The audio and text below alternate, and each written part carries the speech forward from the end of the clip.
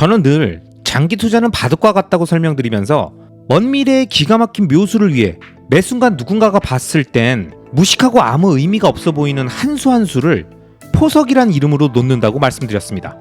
바둑에서 말하는 포석의 사전적 의미는 중반전의 싸움이나 집차지에 유리하도록 초반에 돌을 벌려놓는 일을 의미합니다. 이처럼 우리가 하고자 하는 장기 투자는 당장 눈앞의 이익이 아니라 지금은 나에게 아무런 이익이 없어 보이고 심지어 손해라고 느껴지는 순간이 있더라도 게임의 중반전 또는 후반전에 기가 막힌 플레이를 하기 위해 차분하게 깔아놓는 포석처럼 우리가 목표로 하는 장기 투자의 긴 여정에서 마지막 순간에 어떤 그림을 연출할 것인가를 정확히 머릿속으로 그리며 지금 이 순간 장기적 자산들을 전략적으로 매집하고 배치하는 겁니다. 제가 투자하는 비트코인, 테슬라, 서울부동산의 BTS 투자에 대해서 이런 생각을 하시는 분들도 계십니다. 야, 부동산 장기 투자는 언제까지 장기 투자야? 테슬라는 2030년부터 슬슬 판다는 거지? 그래서 비트코인은 도대체 언제 수익화하는데? 계속 사기만 하고 안 팔면 그게 사이버머니 아니야? 실현하지도 않을 숫자 가지고 기분만 좋아라 하는 거 아니냐고. 결국 이분들의 모든 이야기는 그래서 언제 팔고 언제 현금으로 바꿀 거냐는 겁니다. 그래야 그걸로 사고 싶은 것도 사고 먹고 싶은 것도 먹고 여행도 가고 신나게 놀 거 아니겠습니까? 그런데 여러분, 지금 그렇게 얘기하는 내용들에서 여러분이 생각하는 투자의 포석은 뭐였나요? 테슬라랑 비트코인 최대한 많이 모아서 2030년에 은퇴해서 조금씩 팔면서 일 안 하고 돈 쓰면서 살겠다는 목표로 시세 차익형 투자의 씨앗을 뿌리는 건가요? 어차피 실거주 부동산 한 채 있으니까 매달 조금씩 금융자산 팔면서 생활비로 쓰려고 하냐는 겁니다. 제가 여쭤보는 이 질문의 핵심이 바로 현재 우리가 하는 투자가 무엇을 위한 포석이냐는 물음인 겁니다. 사람마다 생각이 다 다르겠지만 저는 현재 금융순자본 100억을 모으겠다는 목표로 테슬라, 비트코인, 그리고 서울부동산에 투자하고 있고 각 자산들은 목표를 향해 나가는 과정에 그리고 목표를 이룬 이후에 각각 제가 생각하는 쓰임새가 다 따로 있습니다. 그럼 지금부터 그 내용들을 자세하게 한번 설명드리겠습니다. 자, 여러분, 우선 제가 생각하는 부동산은 부의 베이스 캠프이자 미래의 캐시카우라고 생각하고 있습니다. 이유는 제가 생각하는 경제적 자립의 시기인 2030년쯤엔 현재 제가 직장에서 벌고 있는 실수령 월급과 그 외의 건보료, 국민연금 등의 지출을 모두 합친 비용 이상을 월 현금 흐름으로 만들어낼 수 있어야만 어렵게 모았던 자산들을 매달 팔지 않고 계속 유지할 수 있기 때문에 그 당시에 내가 어떤 일을 하고 있고 얼마의 노동소득을 얻고 있는가와 관계없이 오랜 기간 내가 장기 투자하며 보유했던 자산들의 구조를 이용해서 일정하게 들어오는 월 현금 흐름을 만들겠다는 거죠. 그래서 저는 현재 전세로 세팅해서 보유 중인 주택들을 시간이 지날수록 점점 반전세로 전환시킬 계획입니다. 지금의 하락 조정장이 지나고 다시 상승장이 왔다 또 조정을 받았다 반복하는 과정 속에서도 서울과 같은 핵심 입지의 지역은 해외 선진국 사례에서도 알 수 있듯이 지속적인 인플레이션에 의해 전세와 월세의 주거 렌트비는 점점 상승할 가능성이 높습니다. 왜냐? 대한민국의 경제, 사회, 정치, 문화 그리고 교통과 모든 편의 인프라가 집중되어 있어 이렇게 만들어진 도시 경쟁력은 현재 세계 7위고 앞으로 점점 올라갈 가능성이 높기 때문입니다. 그래서 저는 미래 서울의 가능성을 보고 장기 투자하면서 그 기간 동안의 전세 보증금 상승분을 계속 반전세 형태로 전환해서 월세 수익을 증가시키는 방식으로 진행할 예정입니다. 즉, 제가 생각하는 서울부동산은 2030년 이후엔 매달 현금을 창출해주는 캐시카우로 활용할 목적으로 2017년부터 하나씩 포석을 깔아놓은 겁니다. 인플레이션만큼 오르지만 구조적으로 레버리지 투자가 가능하기 때문에 장기적으로 높은 수익을 내고 특정 시점 이후엔 월 현금 흐름이 창출되는 사업체가 된다는 거죠. 이게 제가 생각하는 부동산의 자산 포트폴리오에서의 쓰임새입니다. 그럼 미국 주식인 테슬라는 어떨까요? 일단 저는 주식 투자의 1차 목적은 폭발적으로 성장하는 신성장 산업의 주도 기업에 투자해서 동업자 마인드로 그 과실을 오랫동안 함께 누리는 것. 즉, 빌려준 돈 언제 받을까?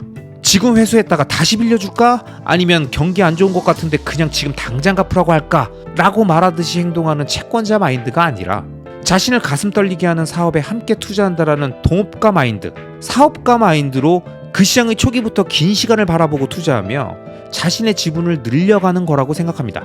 그래서 테슬라와 같이 전기에너지 기반의 모빌리티, 로봇, AI, 에너지 인프라 구축 사업을 진행하는 신성장 산업군의 초일류 기업에 투자하는 거죠. 그리고 이 시기엔 배당엔 관심이 없습니다. 왜냐? 제가 지금 열심히 본업으로 돈을 벌고 있고 앞으로도 투자할 시간이 많이 남았는데 지금 당장 좀 더 월 현금 흐름 늘리겠다고 기업이 성장을 위해 써야 하는 소중한 자금을 더 이상 어디에 써야 할지 몰라서 주주들에게 배당하고 있는 성장이 멈춘 기업이나 매출은 급격히 증가하지만 신성장 동력이 부족해서 설비와 R&D 투자의 전체 비중이 점점 줄어들어서 자사주 소각과 배당을 진행하는 기업들은 매우 안정적인 비즈니스의 영역과 경제적 혜자를 구축한 최고의 기업들일 수는 있지만 앞으로도 폭발적인 성장을 지속적으로 이룰 수 있는 기업은 아닐 수 있다는 거죠. 그래서 저는 그런 조건에 맞는 기업인 테슬라를 발견하고 지속적으로 투자를 진행하고 있으며 제가 경제적 자립을 생각하는 2030년은 일론이 말하는 전기차 연 2천만 대 생산이라는 놀라운 지표를 제시한 해이기도 합니다. 이 숫자는 현재 모빌리티 1위 생산 기업인 도요타가 연간 1000만 대 정도 생산하고 2위인 폭스바겐 그룹이 800에서 900만 대를 생산하니까 일론의 목표대로라면 2030년에 테슬라는 현재 도요타와 폭스바겐 그룹이 생산해내는 내연기관의 차량만큼을 전기차로 만들겠다는 계획이고, 만약 계획보다 늦어지는 일론 타임을 고려하더라도 2030년에 테슬라는 대중화된 전기차, 자율주행카 시장을 선도하며 전 세계에서 가장 많은 차를 판매하는 기업이 되었을 것이고 아마 배당을 시작했을 거라고 보고 있습니다. 왜냐? 2007년 아이폰이라는 스마트폰이 처음 출시되고 5년이 지난 2012년부터 애플은 배당을 시작했습니다. 그리고 2016년부터 워렌 버핏이 본격적으로 투자를 진행하면서 현재의 주주 친화적인 배당과 자사주 매입 소각을 꾸준히 진행하는 애플의 모습이 구축되었죠. 2007년 당시 전 세계 스마트폰 보급률은 2.6%였지만 2012년이 되면 14.7%까지 증가했었습니다. 그리고 워렌 버핏이 투자를 시작한 2016년에는 39.4%였죠. 그럼 지금 전 세계 전기차 보급률은 몇 퍼센트일까요? 2012년 말 기준으로 9.9%, 거의 10%입니다. 그리고 골드만삭스의 예측에 의하면 2025년에는 16%, 2030년엔 33%에 달할 예정인데, 그럼 그때쯤 테슬라는 과거 애플의 흐름을 참고했을 때 과연 어떤 기업이 되어 있을까요? 그리고 테슬라는 지금 애플처럼 배당을 주는 대표적인 배당 성장주가 되어 있을 거라는 생각을 아주 자연스럽게 할 수 있지 않을까요? 그게 제가 테슬라를 지금 지속적으로 매집하는 이유이며, 2030년에 1%의 배당만 주더라도 10년간 매집해 형성한 낮은 평단가가 주는 고배당주 효과를 누리며 부동산과 마찬가지로 테슬라 역시 월 현금 흐름이 창출되는 자산으로 활용할 생각으로 지금 이 순간에도 계속 장기 투자를 진행하고 있는 겁니다. 자, 여러분, 앞서 서울부동산과 미국 주식인 테슬라의 사례를 보면 제가 미래에 어떤 생각을 갖고 이 자산들을 모으고 계속 보유하면서 한 수 한 수 포석을 깔고 있는지 이해가 되시죠? 정리하면 둘 다 2030년엔 자산 규모의 성장과 함께 월 현금 흐름이 창출되는 자산이 될 테니까 그 이후에도 매도 없이 계속 보유하면서 활용할 생각을 갖고 있다는 걸 아실 수 있을 겁니다. 그런데 마지막 자산인 비트코인은 2030년 이후에 바라보는 용도가 좀 다릅니다. 일단 부동산과 테슬라는 사실 저를 위한 자산입니다. 이 자산들이 제 인생의 중요한 시기에 부를 누리고 활용할 수 있을 거란 생각이라면 비트코인은 제가 아닌 제 다음 세대인 아이들을 위한 자산으로 생각하고 있습니다. 물론 지금 이 순간 우리들한테도 굉장히 중요하겠죠.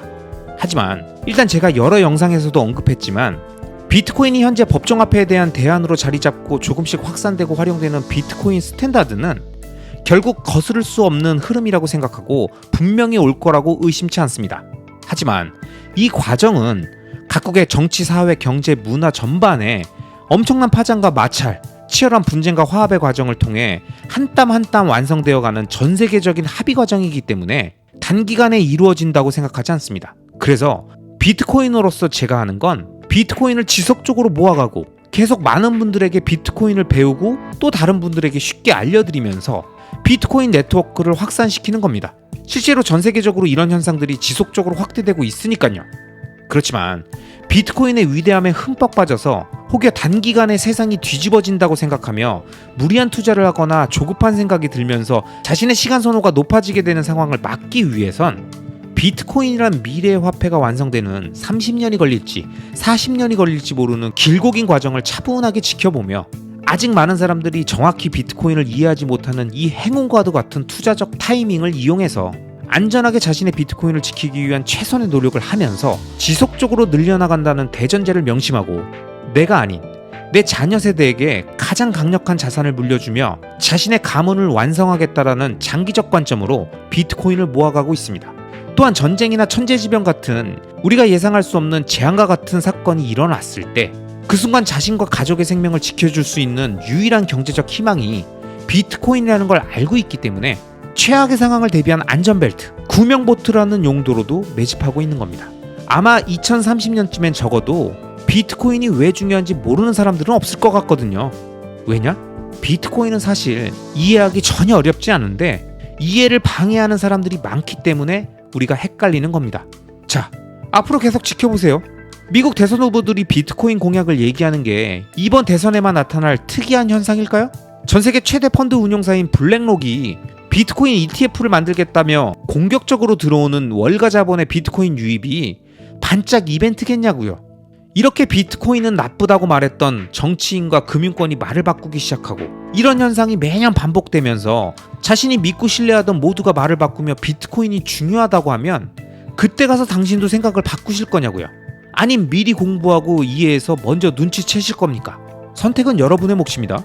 여러분, 이번 영상에서 말씀드렸듯이 자신이 원하는 인생의 목표가 있다면 그 목표를 위해 필요한 자금은 얼마가 있어야 하고 먼 미래에 그 자산을 만들기 위해 지금 이 순간 어떤 한 수 한 수를 두어야 하는지에 대한 구체적인 액션 플랜이 머릿속에 명확하게 정리되어 있다면 그 순간부터 여러분은 갑자기 조급함이 사라지고 삶에 여유가 생기고 하루하루가 즐거워질 겁니다. 왜냐? 뭘 해야 하는지 정확히 아니까. 자신의 미래가 머릿속에 선명하게 그려지니까. 이래서 투자 마인드와 방향성이 너무나도 중요하고 이게 바로 서는 순간 자신의 인생이 정배열되는 놀라운 경험을 하시게 될 겁니다. 아시겠죠? 그럼 오늘도 끝까지 시청해주신 모든 분들을 리스펙합니다.